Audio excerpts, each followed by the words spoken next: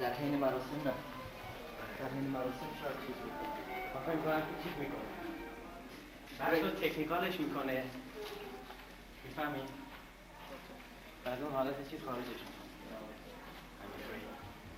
پس بیا الان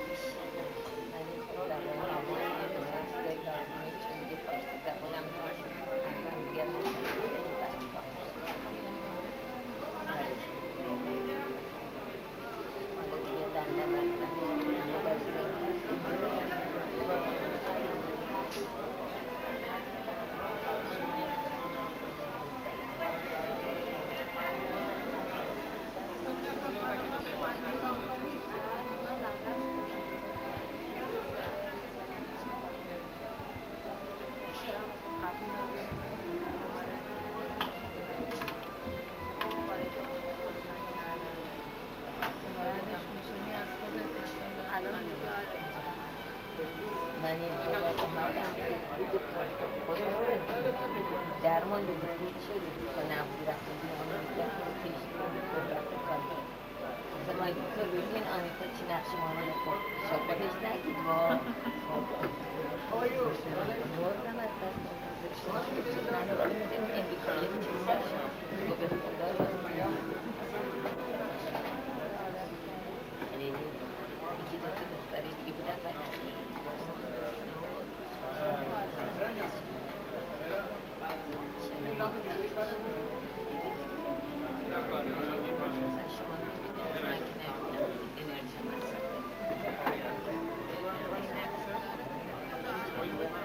This one doesn't go through. These two, these three don't go.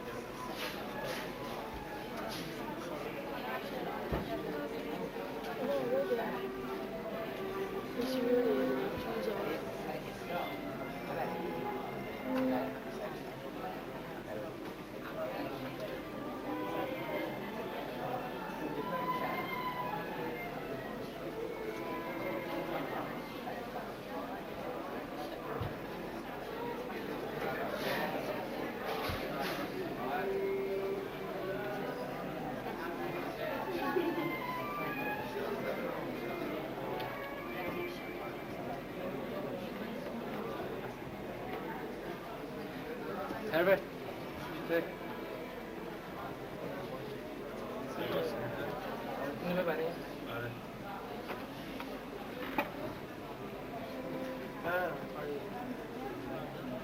Herbert. Herbert. Herbert.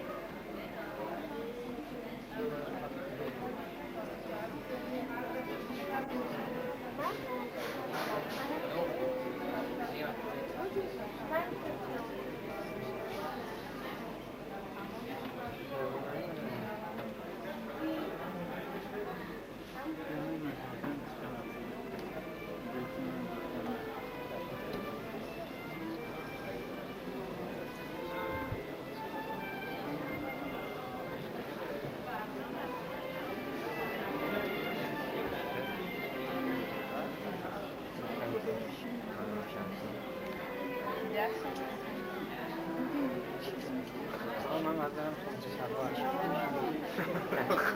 خیلی ذکرم ده آره چیکار کنم Give me the camera. Come on.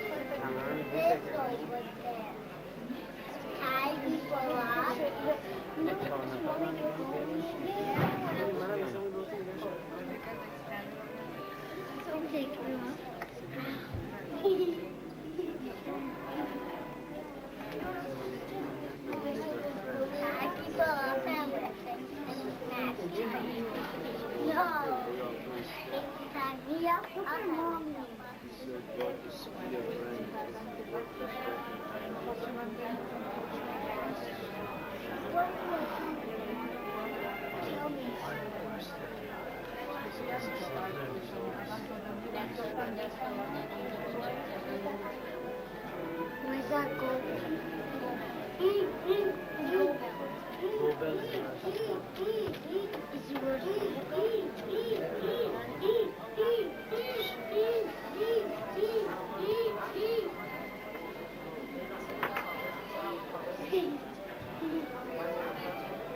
You say friend is say, no? I know. Don't make me shit.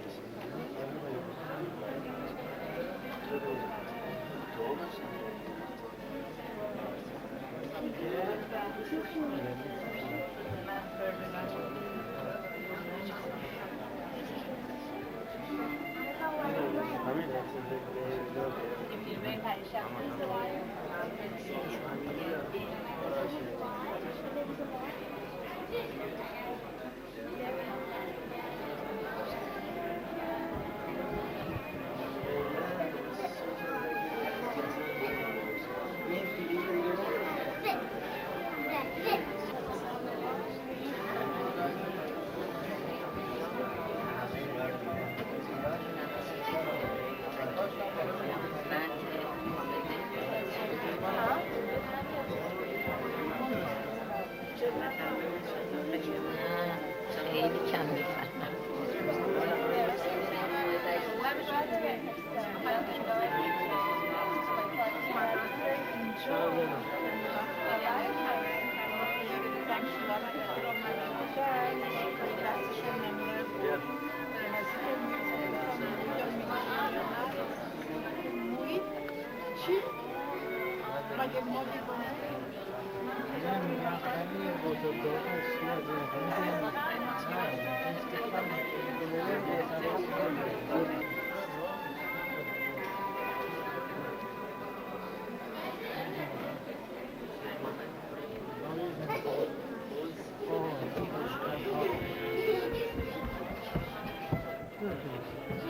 رفتی خونه و آره من به آقای زن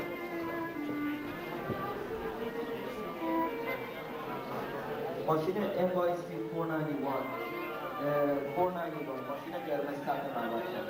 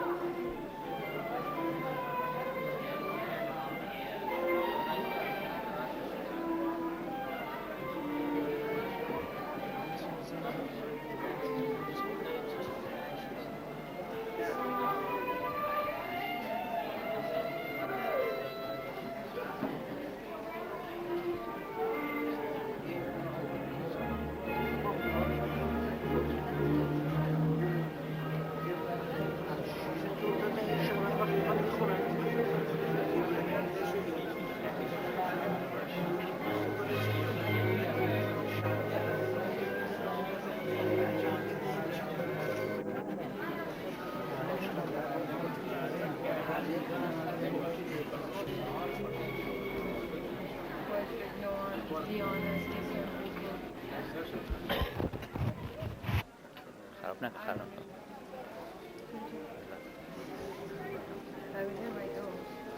اینا توش اسمال نمیکنن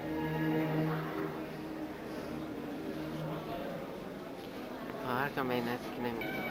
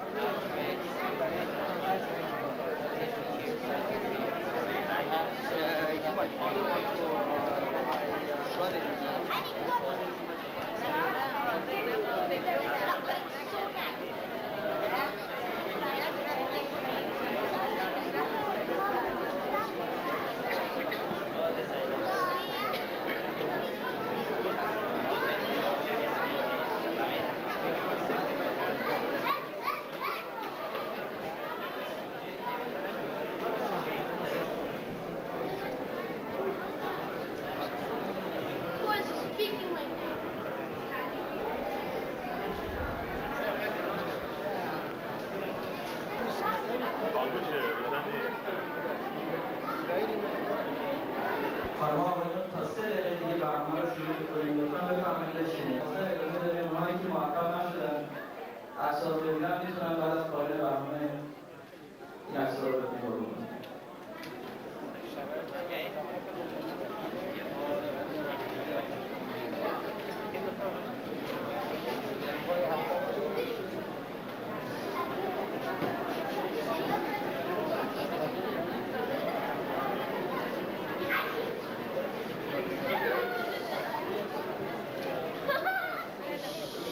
بر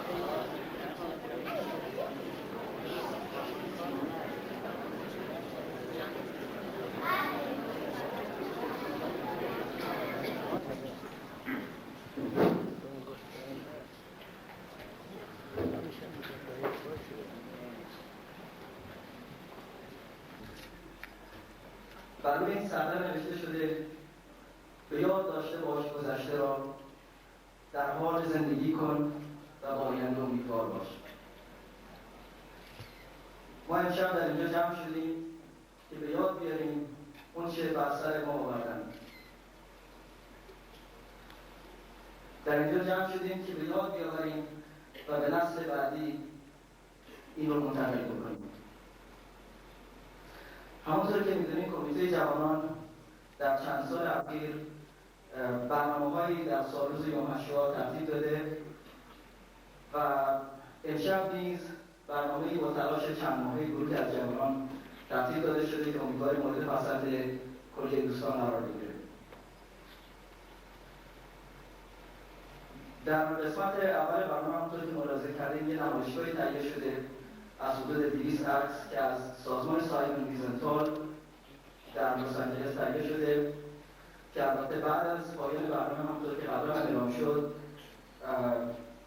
میتونید از این عکس‌ها دیدن بکنید. نمایشگاه تا ساعت 12 باز خواهد بود. همچنین از سخنرانانی دعوت شده و سخنران معمار امشبمون با تلاش چند ماهه و پیگیری زیاد تونستیم ازش چالش کنیم که امشب با ما باشه و تجربه‌اش رو با ما در میون بگذاره. پس از اون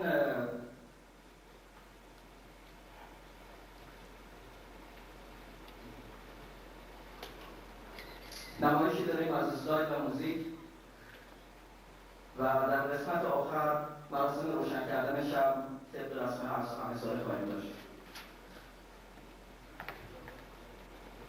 ضمن لازمه که به عرض برسونم که کلیه مخارج امشب رو آقای داوید بسترعلی و خانمشون تقبل کردن که از طرف کمیته جوان ازشون تشکر بکنیم. در قسمت اول برنامه امشب از خراب لیو بلخاین تواصل میکنیم. یک قسمتی از این حزب برنامه قرائت میکنیم. خراب لیو.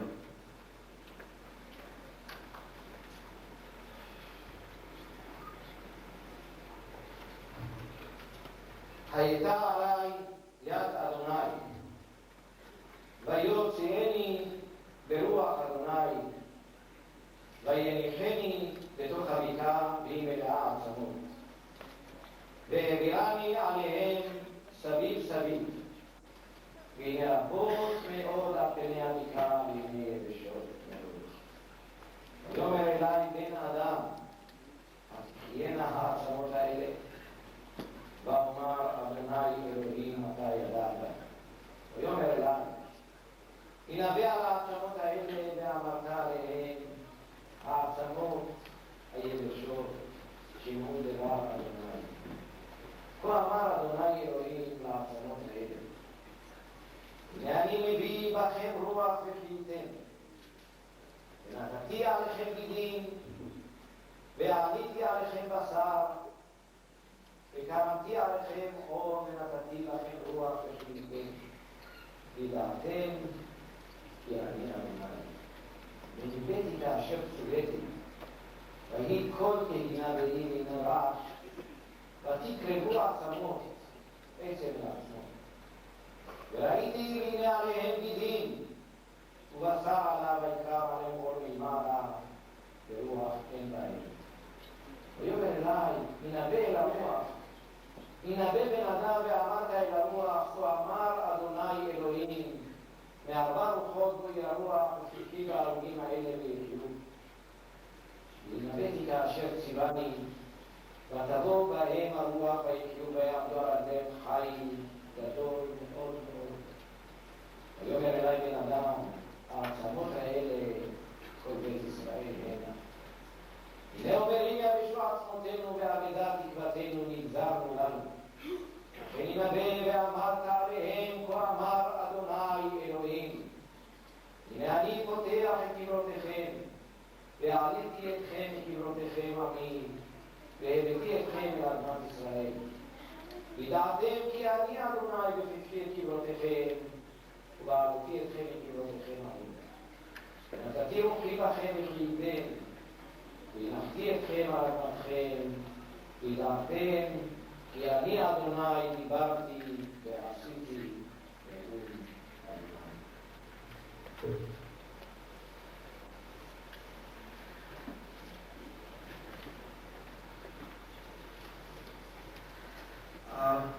Because this is a beautiful verse, Father McLean specifically asked me that I translate this into English. I read the translation. This is from Yechezkel. It is in chapter 38. It's the first 15 sentences of that portion. The hand of the Lord was upon me and carried me out in the spirit of the Lord and set me down in the midst of the valley, which was full of bones. And he caused me to pass by them round about. And behold, there were very many in the open valley. And lo, they were very dry.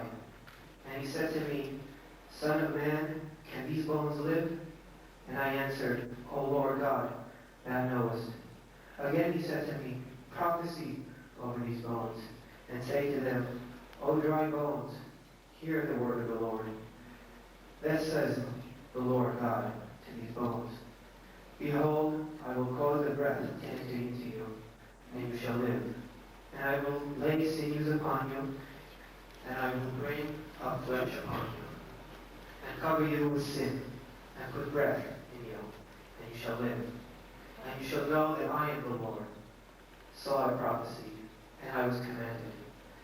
And as I prophesied, there was a noise, and behold, a rattling, and the bones came together, bone to bone. And as I beheld, lo, the sinews and the flesh came up on them. The skin covered them above, but there was no breath in them. Then he said to me, Prophesy to the breath, prophesy, Son of man, and say to the breath, Thus says the Lord God, Come from the four winds, O breath upon these slain, that they may live. So I prophesied, and as he commanded me, and the breath came into them, and they lived, and stood up on their feet, an exceeding great army.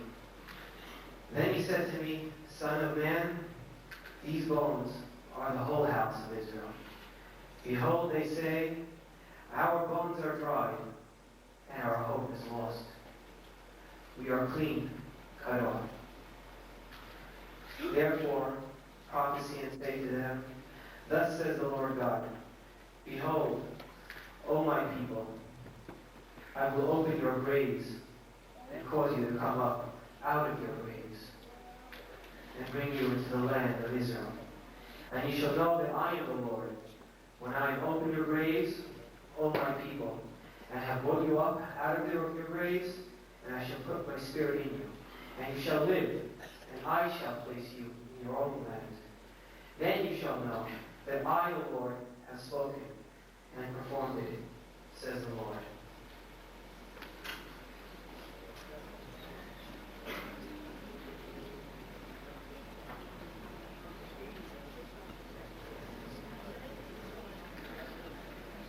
سخنران بعدی امشب ما آقای بهروز دیمانیان هستند که مقدمتاً چند کلمه بر ما صحبت می‌کنند.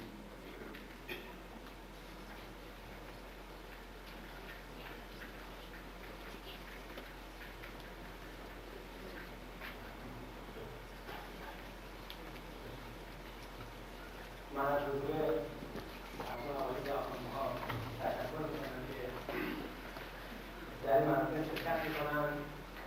می‌دانم که خوشایند نیست و کار آسانی نیست.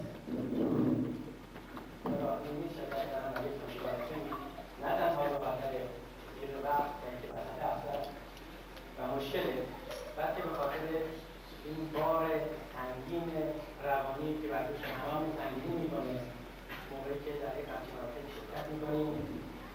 یه همچین خاطراتی رو دو مرتبه به یاد میاریم و یک همچین عکس‌هایی رو دو مرتبه می‌بینیم و این تجربه رو دو مرتبه تکرار می‌کنیم. متنی رو راجع به همین وقایع ترجمه نمازی گفته بنده رو در اختیار بنده گذاشتم که ترجمه کنم و موجودی که در کار ترجمه قدری تجربه دارم در چند مورد اشکال خیلی عمده‌ای برخورد کردم. چند تا لغتی پیدا شد که ترجمهش بی‌نهایت مشکل بود. من با شما در میون می‌گذارم و یکتش توضیح میدم. این چند تا لغت‌هایی هستن که بیشتریشون در زبان انگلیسی وجود ندارن و جهیزیه ما یهودی‌ها بوده. این رو پیشونی ما یهودی‌ها شرطوندن و از مملکتی به مملکتی آورده به خودمون. نمونهش لغت گتو. لغت گتو محله نیست.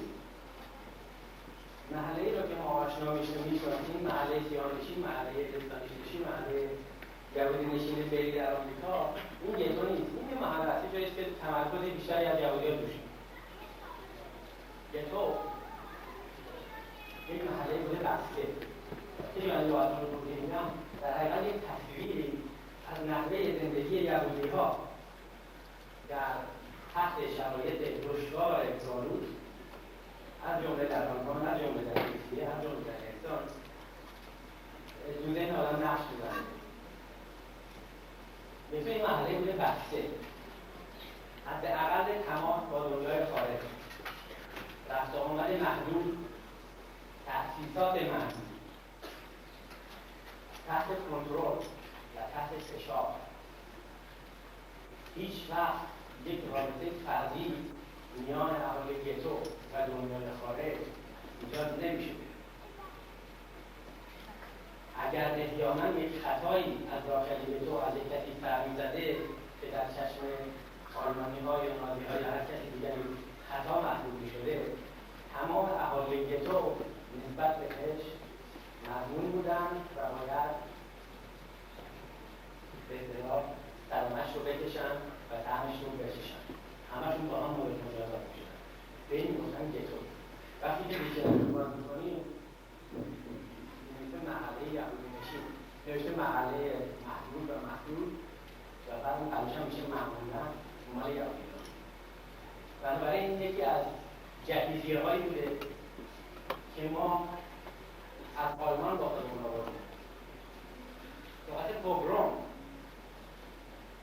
ما یه دونه داشتیم آقای علامه‌ای پوگروم، ولی یک بار این واقعه در تاریخ ما اتفاق افتاده و خوشبختانه اینقدر تکرار نشده که ما براش لغت ابداع بکنیم و ایجاد بکنیم و یه اسمی داشته باشیم.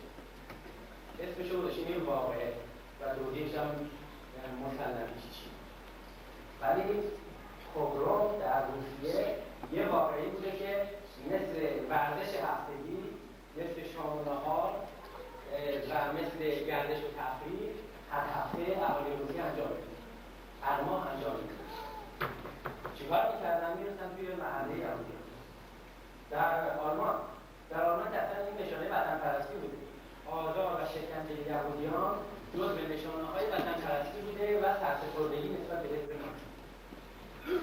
می‌رفتن تو محله یهودیان، توهین می‌کردن، بی‌حرمتی می‌کردن، تحقیر می‌کردن، ایجاد وحشت و ارعاب می‌کردن، حمله می‌کردن به خونه‌ها، شیشه‌ها رو می‌شکستن، آتیش می‌زدن، تجاوز می‌کردن، عرض کنم که ضرب و جرح بدنی انجام می‌دادن، کشتار می‌کردن، آدم می‌کشتن. این گفتم پروگرام. لغت روسی ما یهودی‌ها بودیم. همراه تمام نوابغ و دانشمندان و بزرگان و موسیقیان و نقاش‌ها و هنرپیشه‌ها و غیره داره. همه نوابغی که ما آوردیم توی مملکت آمریکا و جاهای دیگه همراهش این لغت‌ها رو با خودمون آوردیم. اینها صحبتی بوده که به ما تحمیل کردن که با خودمون بیاریم. شما یهودی‌ها گذاشتن که با خودمون بیاریم. یه لغت دیگه، لغت پرسکیوشن، لغت آمریکایی. ما این هم اشکال داشتیم. معمولا میگن یعنی تعقیب. ولی تعقیب تنها نیست. این تعقیب یهودی هاست به خصوص تحت شرایط شاق گالوج شامل اختناق و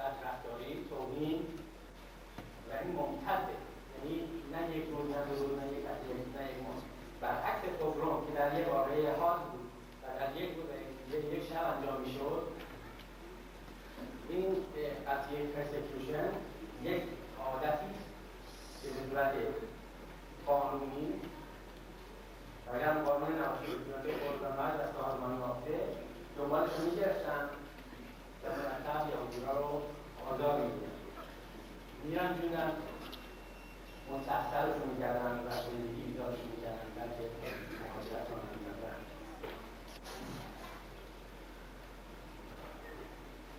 دو به سرنوشت ما یهودی‌ها و البته کشتار چه کشتارهایی که میلا اصفاشون میبینیم و هممون شوکه میشیم در پارچه هفته آینده که میخوانیم پارچه شیمی یک اشاره‌ای هست به یک مرگی که مانند مرگ یهودیان آلمان و اروپا توضیحی اونطوری که ما می‌خوانیم درباره‌اش نمی‌شنویم. مرگ دو پسر اهرام کوهن ناداب الگو هست که آتش مقدس رو می‌برند در بتمدار برای قربانی کردن و آتشی میاد و خودش رو می‌سوزونه.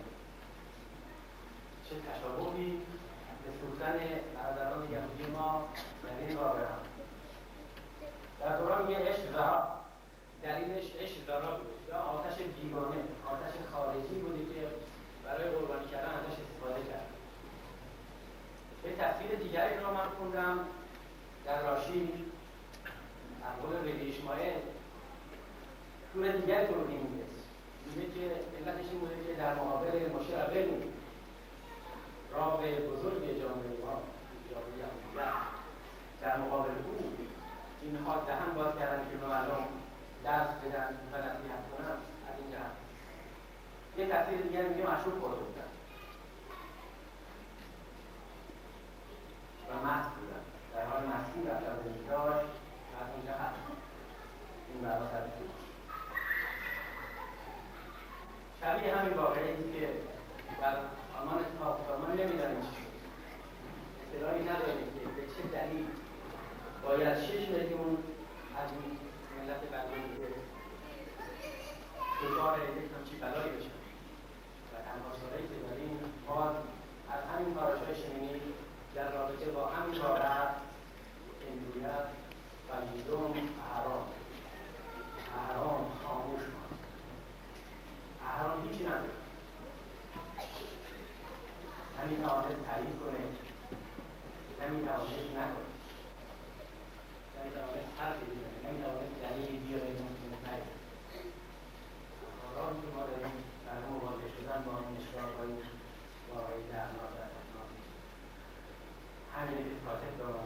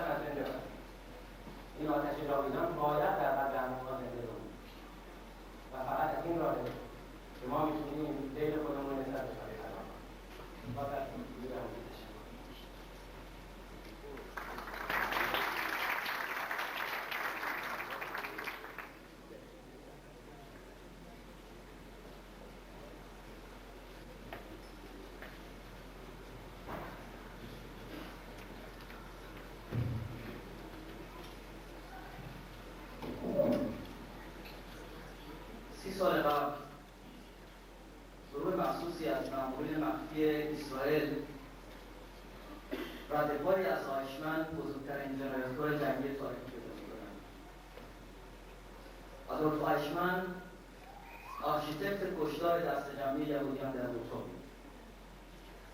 آیشمن مردی بود که اصطلاح فاینال سولوشن یا راه حل نهایی رو به وجود آورد. و آیشمن مردی بود که شخصا مسئول کشتار میلیون‌ها یهودی در اروپا بود. جوان اسرائیلی که انتخاب شد که این بزرگترین جنایتکار زمان شخصا از خیابان‌های آمریکای جنوبی بدزده و به اسرائیل بیاره، مهمان سخنران امشب ما پیتر مالکینه که باعث افتخار ماست که اینجا. پیتر مالکین در دهکده در عربستان به دنیا آمد و در فلسطین بزرگ شد. در سن 12 سالگی به گروه مقاومت‌های زیرزمینی پیوست و بعدها در سال 1950 این جوان سرسخت و نترس به عنوان متخصص مواد منفجره عضوی با ارزش از سازمان موساد شد. یکی از هدف‌های این سازمان شکار جنایتکاران جنگی بود که آیشمن در رأس آن ایست بود. در سال 1959 با همکاری اوزی یکی از بزرگترین و معروفترین مامورین موساد به همراه گروهی مأمور دزدیدن آیشمن شدند. برای مدت 20 سال شناسایی پیتر به عنوان دستگیر کننده اصلی آیشمن و مأمور موساد از همه و حتی از فامیل خودش مخفی نگاه داشته شده بود. از خدمات بزرگ دیگر پیتر مالکین به دولت اسرائیل تهیه اطلاعات و جلوگیری از مجهز کردن به موشک‌های شیمیایی و میکروبی توسط آلمان به مصر که عبدالناصر در آن زمان پرزیدنت آن بود میباشد که پیتر مالکین توانست با موفقیت از این نقشه هولناک نیز جلوگیری بکنه.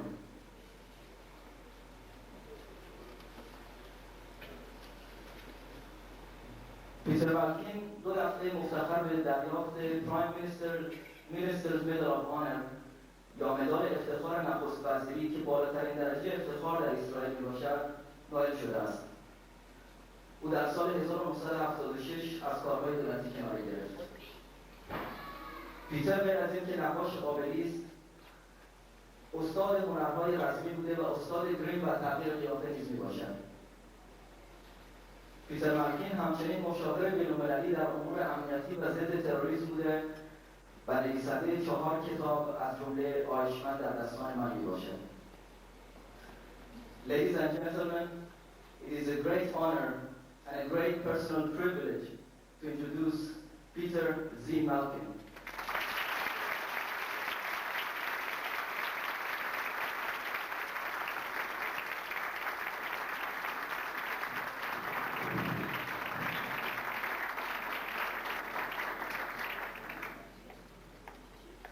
Thanks to Michael, I'm here, and I'm happy to be between Jews.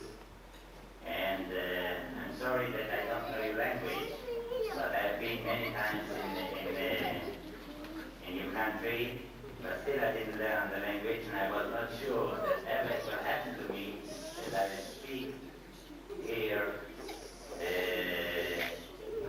and tell you the story of Eichmann. I make it as short as possible because I know you have a lot to do here, and I try that you will understand a little bit what happened. What's important about all this mission was that we brought Eichmann to Israel to stand trial. Was that the first time a Nazi leader that was responsible for 6 million Jews and 1.5 million of children brought into the camps of death. And he was the man that we brought into Jerusalem to stand trial and to be interrogated by Jews and Israelis and to bring all over those evidence that suffered from this man death and so many agony around the world.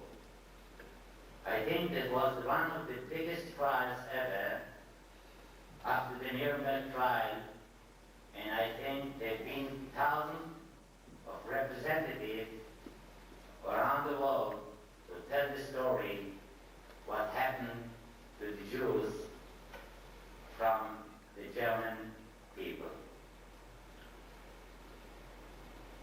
1959, about the end of the year, after I came back from Germany, working against the scientists there, as it happened now again,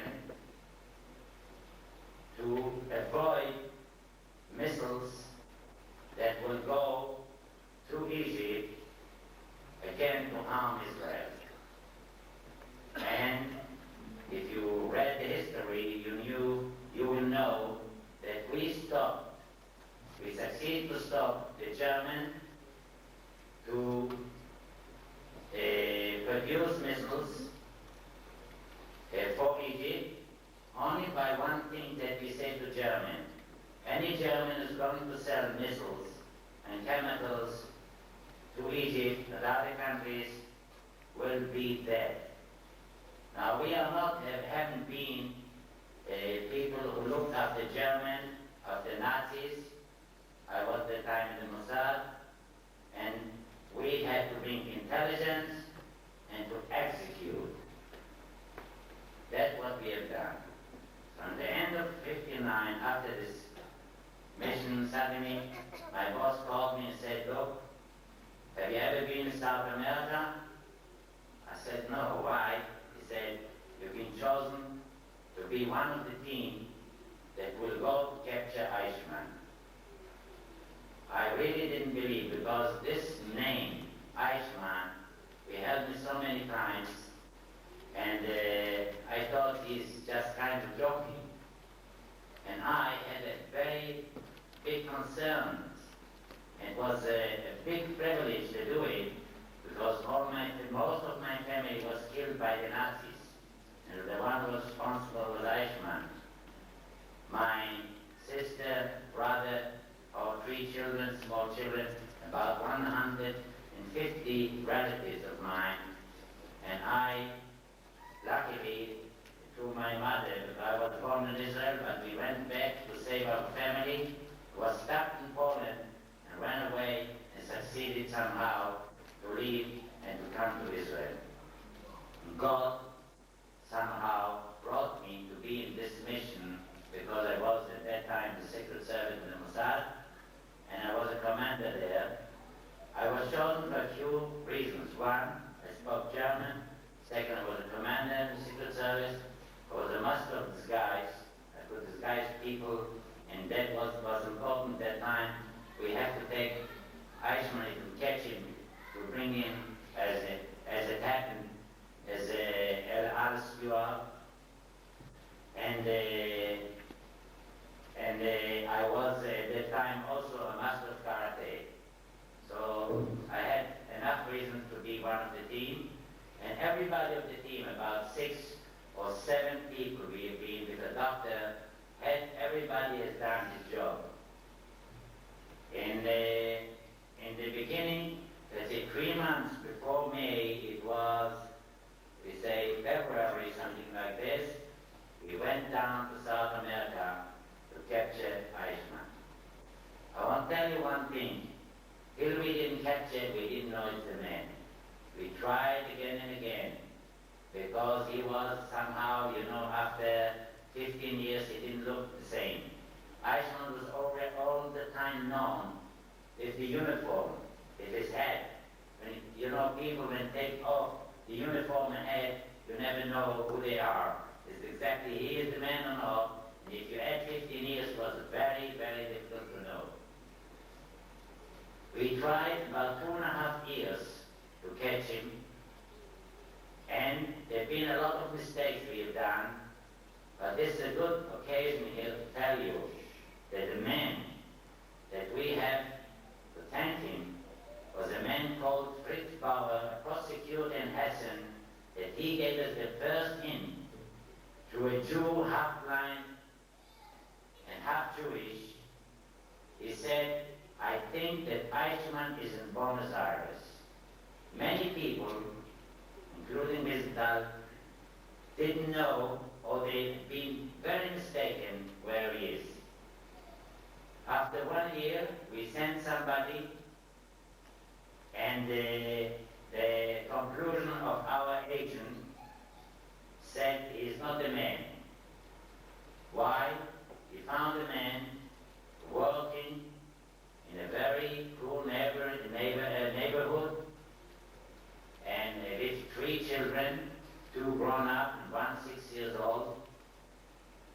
and he didn't believe that's the man because the man could be the richest man in the world.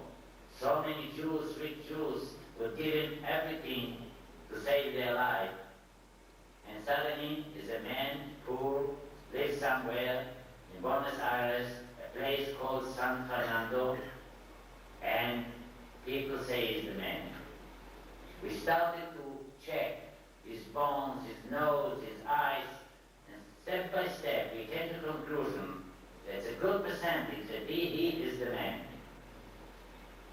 Now, 3 to 4 months before, with a commando team of 6 people, I came to Buenos Aires. We rented about 9 houses. Why we need 9 houses is we never knew how we take it, or what side we would run away, and if something will happen, we can transfer him from one house to the other house. You have to remember, in 1960, there was a constellations. It took about, I don't know, 30 hours to go, flying slowly. It was not the same. You have to remember that the houses and the cars in Buenos Aires were like in a museum. You have to rebuild about 6, 7 cars, rebuild them, new engines, everything, because there was no car after 100 kilometers that it was, or let's say 60 miles that it will continue going. No way. We have to take them, rent them, change them, and make them like old. That nobody will understand why we put new cars, why we put new engines. You have to start from the beginning. We always took houses, there will be no link to Jews, because we've been afraid that somebody will help the Jews if they will know that we captured Eichmann. And I remember it came the day of 11th May 1960, that was the day of the capture. I remember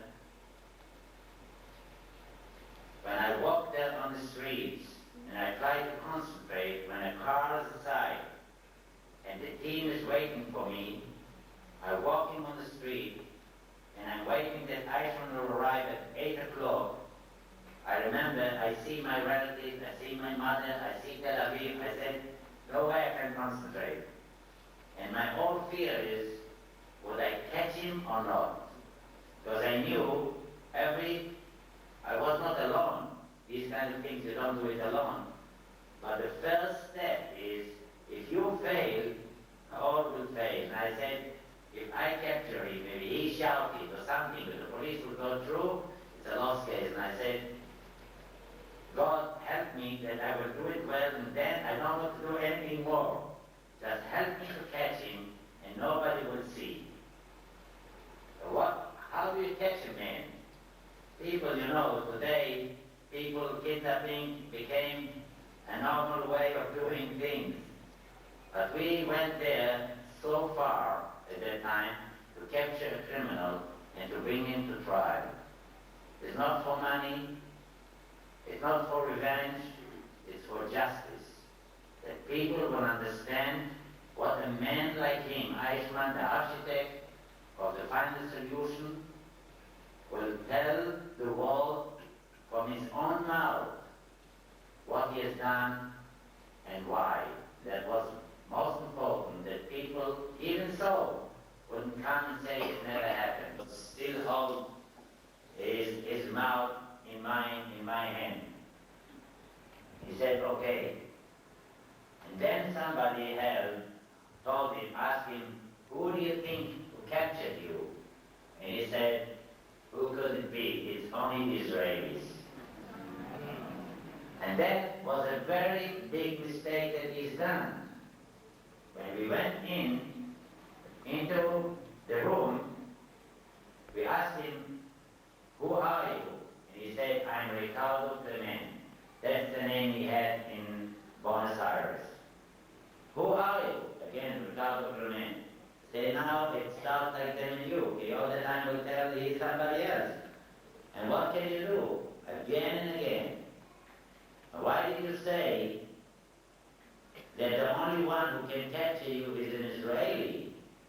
And that was confirmed somehow that has to be the man, because nobody would say to capture somebody, he would say, Israeli could capture me. So it gave a sign of evidence. And then we go step by step. By his head, we see the measurement of the head. He raised his hand, we see the sign of the SS that was erased. It was a broken ribs in an accident they had. The measurement of his feet, the teeth, and we asked him again and again, and what he made again a mistake, we asked him the number of his, the number of the SS number. So he made some kind of mistake in the 2, and he corrected it. You know, German stays a German, you have only to bring him into the frame. And then he said, at last, who are you? And he said, Ich bin Adolf Eichmann. And that was the first time that he said he's Adolf Eichmann. Then we thought maybe by ship, maybe by train, maybe by airplane, but to hell, where do you get an airplane so far at that time going from Buenos Aires to Israel?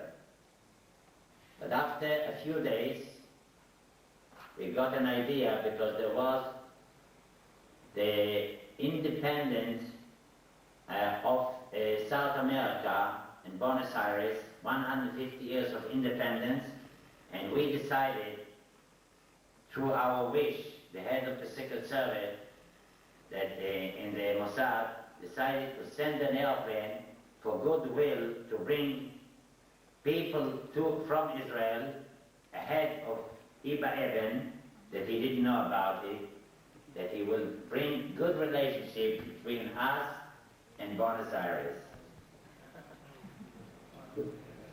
I go back at the time there when I am sitting with him. I'm a painter in my private life, and I paint all my life, and that was my disguise when I was in the Secret Service. I painted there, and suddenly he said to me, Eichmann, are you the man who captured me? I said, how do you know? I said, I hear your voice in un momentito, I remember well. I said to him, yes, I captured you. And you know what? When I was with him on the car, it changed something in me. I said, to hell, what makes a man like me and you? It's not a monster, it's not nothing. It's a man, hands, feet. What makes a man like me and you to be Eichmann?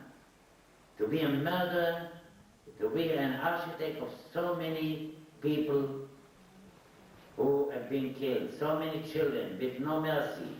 What makes this thing to be?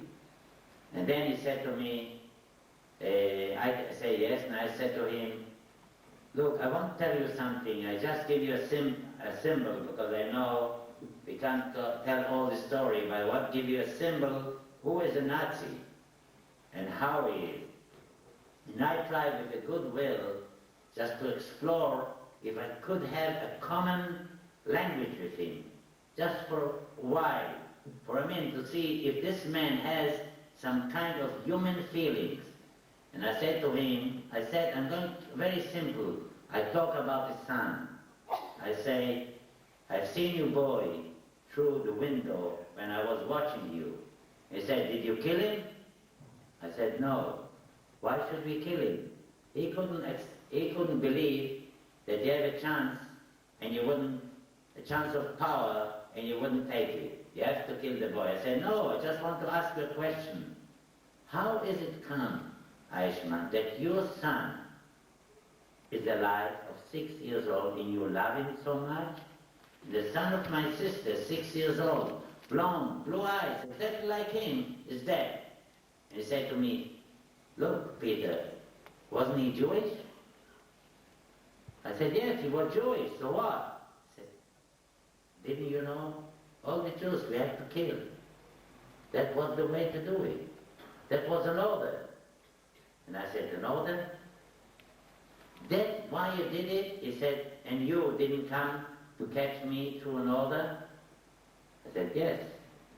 But what kind of order was mine? Mine was an order to take a man like a criminal and to bring him to trial. Not to kill him. We give you all the chances. Go to Israel and stand trial. With a lawyer, with anybody, you can bring your wife. What chances did you give the children there? My sister and the children that I know, how they died through a taxi driver here in the United States, that have been together. You separate them. If you see war and remembrance, you separate them, you put them, you didn't even tell them to say goodbye. You put them under the shower and you kill them. You even didn't tell them goodbye, that's the last time they see each other. You compare my order to your order. That was talking, but never, whenever I talked to him, there never was one word, I'm sorry, Peter, that happened. I regret. No. Again and again, the order is important. The system is important.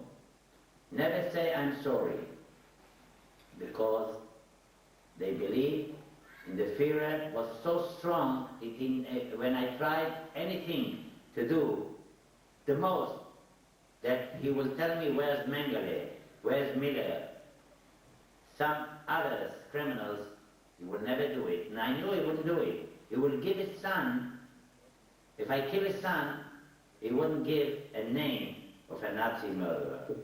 His soul was, he was so loyal to the system, and so loyal to Hitler. Then there has to sign one thing. I have to sign that he willingly wants to go to Israel. In no way nobody can convince him. I was sitting with him there. I brought some wine.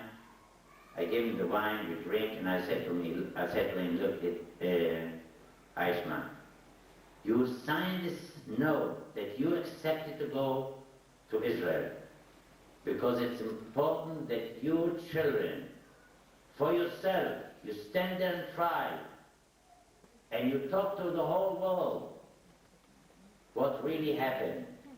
I put on him the uniform of El Al. He didn't know yet.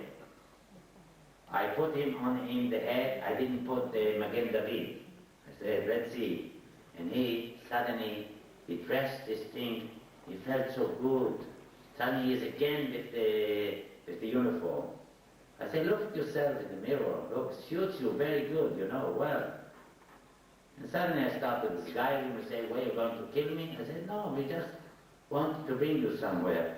He said, to Jerusalem. What chances do I have in Jerusalem? Could you bring me to Germany? I said, look, what chances had a Jew in Germany? You have chances at least. We give you a fair trial. We talk, we drink the wine, we smoke a cigarette. He said, you know what? I signed. That was the first time that I brought something in him that he accepted to sign. And then I thought, after this, I will ask him, where's Mengele and all this? No way. Like you talk to a man that a wall of glass is between me and him.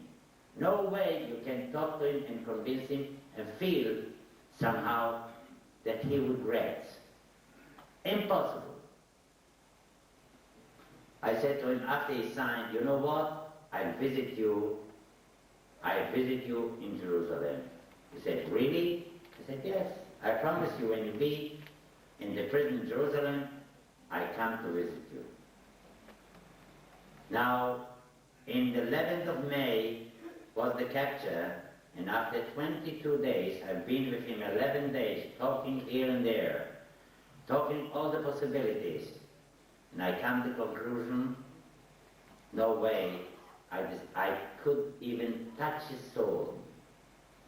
No way, because the man, I was sitting with him, he said, I want to tell you in the end of the war, the only one who worked full time, he didn't leave anything, was me.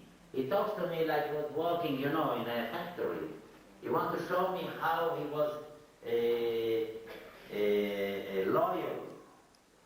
He didn't understand that he was wrong. And he was not the only one. That was a way the German people sometimes think. And they asked me many times, how could it happen in Germany?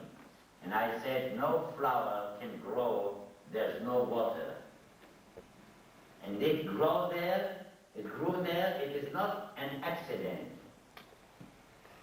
And I don't know if it could happen again or not, but I say only one thing. If they are so regretful, where have been all the criminals that they brought to trial? No one. Mengele, the devil, the angel of death, till the end, nobody came to show where he is. Even millions of dollars. I had in my hand $10 million to give to the man who will show where's Mengele. You couldn't find one that will tell you that's the man. So loyal was the system, and so loyal is it still in many places there. And you've seen now with Saddam Hussein and all this, who provided the chemicals and all this? Again, the Germans. So we have to ask ourselves, could it happen again or not? And we ask it again and again. And it's very important that our youngsters will learn what happened, because it blended into the future so much. Now, when I come back to Israel, after 1 year, I've forgotten about Eichmann. And I see people standing on the line. I said, what happened? I said, the trial, after 1 year. I said, to help these Israelis. They never give me even an invitation. The one who gets the license didn't have an invitation. They have to buy a ticket. I buy the ticket. I go in. I said, to hell. I promised him I'm going to see him. And I late. Start to ask the police, look, I am the man who captured Eichmann. They say, the man is crazy or what? I go in. I look at him. Suddenly he sees me, he stopped. The prosecutor asked him a question, he stopped. And I say to him like this, he looks at me through the booth, the glass booth. And I said to him like this, he stops again, and Hausner said, okay, answer the question. And again I said, okay, that's enough. I'm not going to, that's my visit to you. I go back, I look around and I say, look, you know what? The only one I know in all this court is Eichmann. So that's what happens to you sometimes. The opponent is the only one you know. That's the Secret Service what happens to you. And then, after all, and I'm going to finish very shortly, after all, before I went to this mission, I said, in my life, it's very important for the children to know, when you say Holocaust, you run away. I have enough of Holocaust. I don't want to hear about Holocaust. I was a small boy, I said, Holocaust? No, please. I go away. Because Holocaust is a name that children don't like. And Holocaust is a cover for many heroic things. When you listen to small stories, it's full of life. It is not only Holocaust, it is big things. And that's why this name is not beloved by the children. It's very difficult to teach them this. And I remember the time when I went to capture Eichmann, all my life, when they say, Holocaust, go away. My mother didn't want to hear. Because I was a man that can disguise, I disguised myself before I went to this mission. I disguised myself. I put the car away, and every Friday, if I was in Israel, I want to go to my mother. I said, I have to know what happened to my family. It's impossible. I go to capture this man, I wouldn't know what happened to my family, I wouldn't know even the questioning. I went in as another man, and believe me,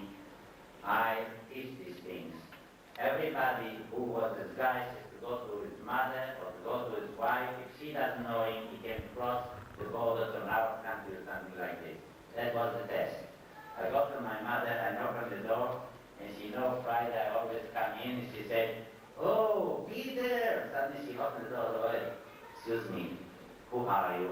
I said, I am the friend of Peter. I said, she let me in, and she said, "Why did you come?" I said, "I came to rent a room here." I said, "A room? I never heard of it. What kind of room? Because I'm going to the Technion, I want a room." He said, "Look, when Peter will come in, we talk about it. But meanwhile, you filthy fish, you know, I'm sure what it is, and you eat the filthy fish in this, and tea I bring you, I go to the kitchen." That was my first chance to learn about the pictures that have been on the wall and under the table. And my mother comes in and says to me, "Look, you see here, here's the sister, here are the children. And I want to tell you that all you see, all these pictures, everybody is dead. But do me one favor. When Peter comes in, don't tell him I talk about it. He hates these horrible things. Don't tell him." Okay. She all the time goes down. She looks in where's my car? I'm not there. 1, 2 times she said, "Look, almost I have to go with the candles Friday. What I'm going to do?" The moment she goes out, I go behind her, I capture her. I said, "What happened?" I took off my wig, my teeth, and everything. He said, "Peter, one day you're going to kill me. I don't know how. You are going to kill me. Why do you do this?" I said, "What was all these questions about the pictures? What happened? Where are you going?" I said, "To Paris." "To Paris? You're a liar. I don't believe you. You know, a Jewish mother is very difficult to lie. A Jewish Polish mother is impossible. Never believe you, even you say the truth. Leave it open."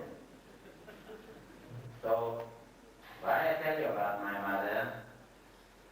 Because I was a secret agent, I never told her that I kept at Eichmann.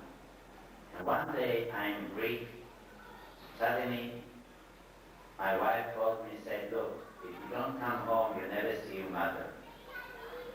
I go in the middle of the night, I go back to Israel, I said, "To hell with you. Why didn't you tell your mother that you kept at Eichmann?"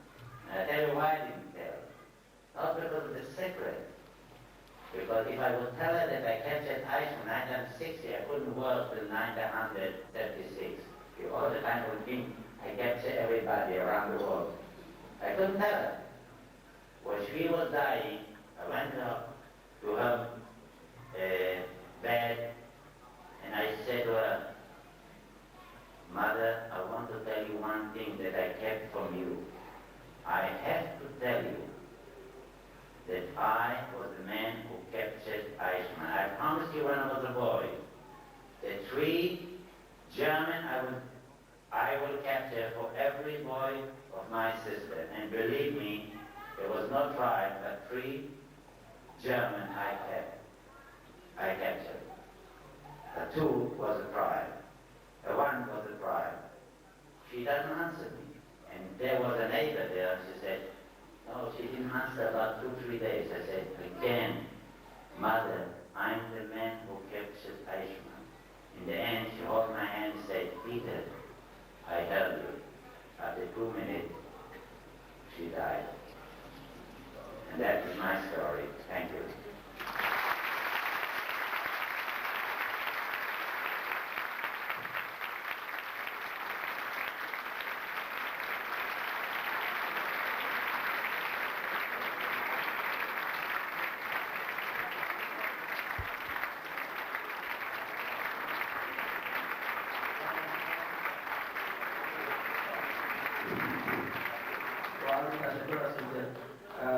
سخنان امشب از من خواستن اگر کسی سوالی داره برای مدت 5 دقیقه، فقط 5 دقیقه 1-2 تا سوال جواب میدن اگر کسی سوالی داره.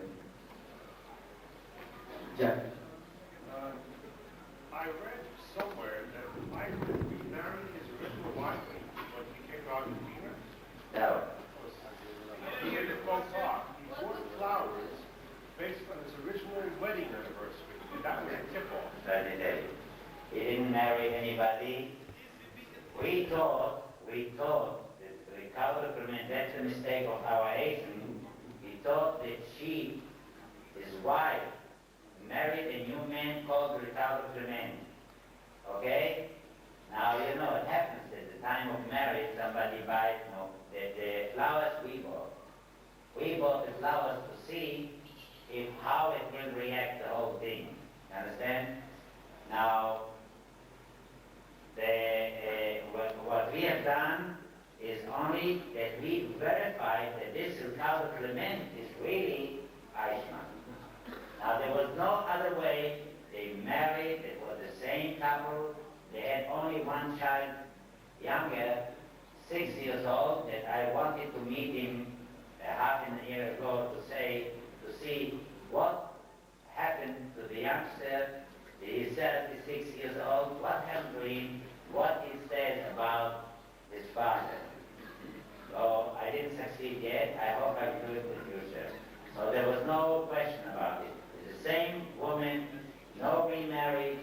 It was only kind of fictional, but it was the same thing. He's still alive?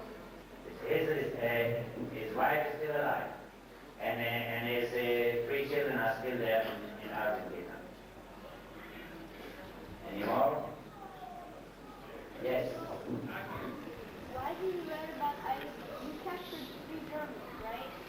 Why did you write about Eichmann and not about the other 2?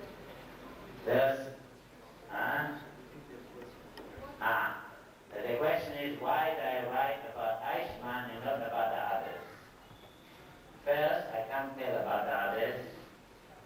There's other reasons. Second, Eichmann was really the head of the Jewish problem and the one who was responsible, the most responsible of the bringing the 6 million Jews into their death in the camps. The others have done other things like helping chemicals, like helping missiles, as Germans and as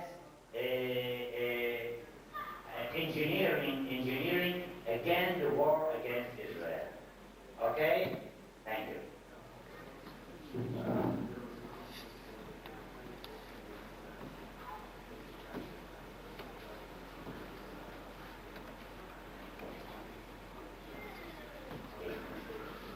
Okay.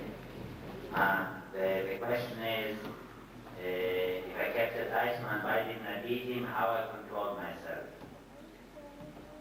I want to tell you one thing. After I see War in Remembrance,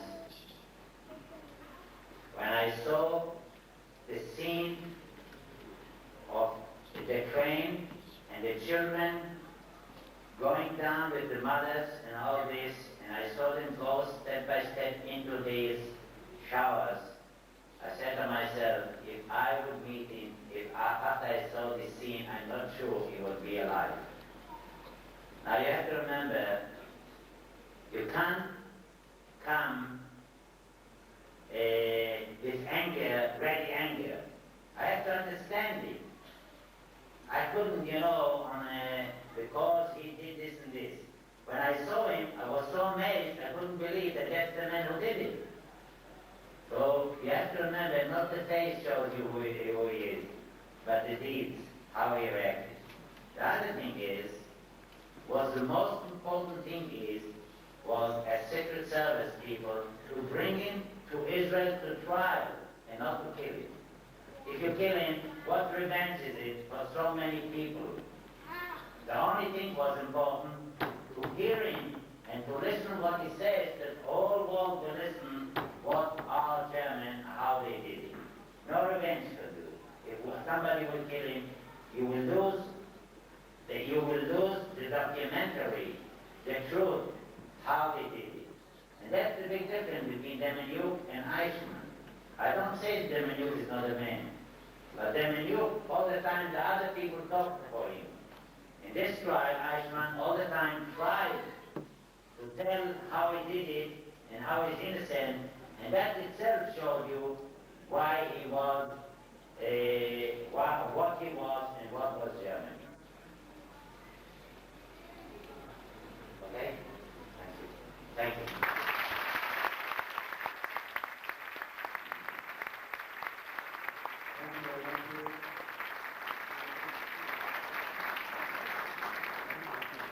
میدونم که سوالات زیادی در